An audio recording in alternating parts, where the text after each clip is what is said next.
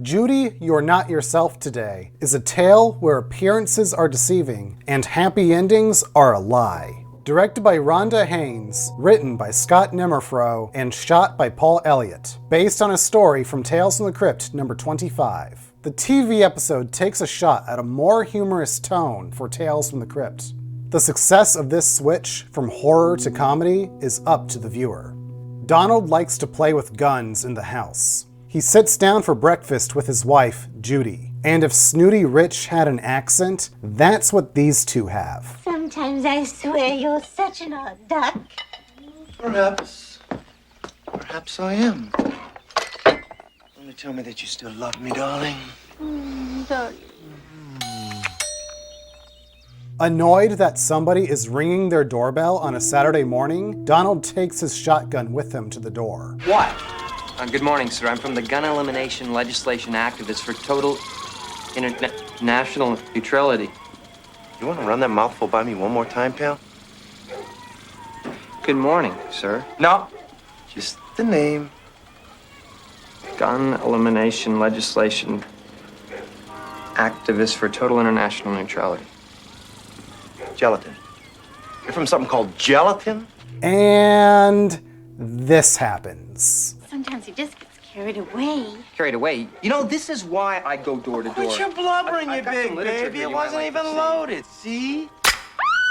Damn it, Donald! Was anybody else distracted by the out-of-focus girl in the background washing her car? Judy is worried about wrinkles forming on her face from stress, caused by her husband's erratic behavior. Donald is late for his meeting at the gun club, so he heads out, but not before going on a rant about how you can't let anyone in your home anymore. My God, Judy, you were standing right there, and I still don't think you get it. You can't let the whole world into your living room anymore. You can't even open the fucking door anymore. And if you do, I'm telling you, you better be ready. And this, my dear, is being ready.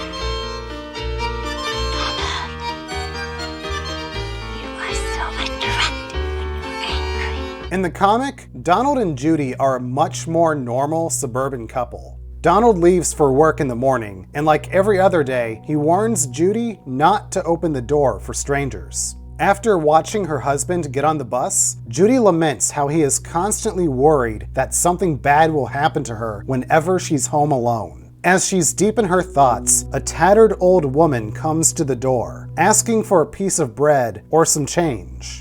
Judy goes to get her purse, and as she returns, she sees the old woman has entered her home. In the show, the old woman is no beggar. She's a cosmetics salesperson who gets into Judy's home by appealing to her worries of aging. Judy compliments a piece of the old woman's jewelry. The salesperson lets Judy try it on. The large jewel starts glowing an eerie green glow, and this soothing Saturday becomes a freaky Friday.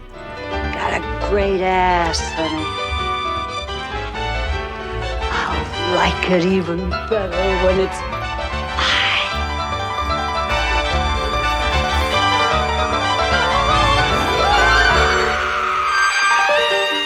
The old woman claims she is going to trade bodies with young Judy. She grabs Judy's arm and begins to chant in a foreign language.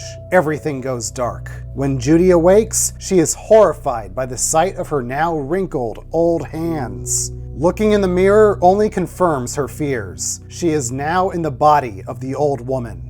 Moving through aches and pains to get to the phone, she calls Donald. She needs him to come home. Something terrible has happened. Meanwhile, the old woman in Judy's stolen body is walking about town.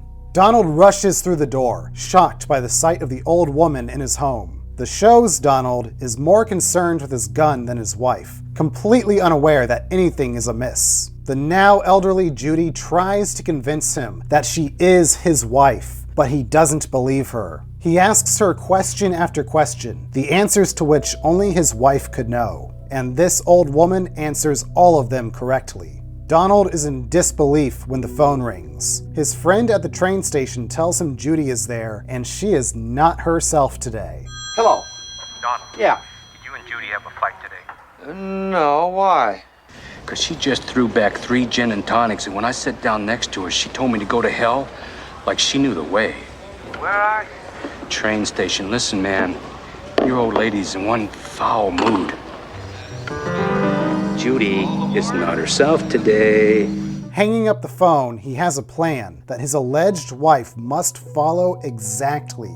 He locks her in a closet and speeds all the way to the train station. He finds Judy's imposter, who pays no mind to him. Donald confronts the woman in his wife's body, starting a fight, claiming she's running away out of fear of dying from cancer in 2 months. Thinking she took the body of somebody who is deathly ill, the old woman needs her real body back. Judy's body stiffens, or glows an indiscreet green glow in the show, and falls forward, fainting, until she awakens, relieved to be back in her own body.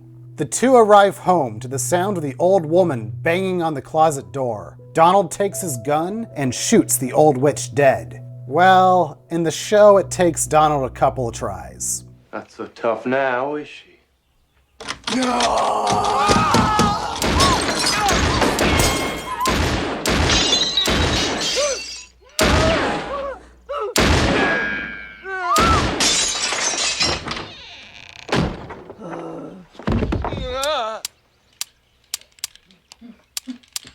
The old woman is dead and can never harm anyone else. This reignites Judy's passion for her husband. Donald and Judy bury the old woman in their cellar. And in the show, they lock up the magic jewel where nobody can see it, despite Judy's protests. I mean, we shouldn't even have it here. I tried melting it. I tried crushing it. You can't destroy it. Well, couldn't we just keep it on the vanity or on the nightstand? You know, somewhere we could look at it all the time. No. All is well now. Months later, Judy wakes up one night and is drawn to the glowing jewel. In the comic, she has a dream where the old woman chants the same words as before. Judy awakens, buried in the dirt of the cellar. Now in the decaying body of the witch, Judy finds her husband. She begs him to kill her real body to set her free. Donald shoots his wife's body. She and the zombie fall to the ground. Judy, back in her real body, dies in her husband's arms. Things aren't as heavy in the show. The music, Donald's bumbling to find his gun, and the women's game of shoot her, I'm your real wife, turned the tragic comic book into a farce. No, Donald, I'm your wife. I'm Judy. No, Donald, I am your wife. I'm Judy. No, Donald, I am your wife. I'm Judy. I'm your wife. I'm Judy. After all that, the show keeps the real Judy's death from the comic. But it's too little too late on the emotion. And it's a real shame too, because it really is a well-acted scene carried by Brian Kerwin as Donald.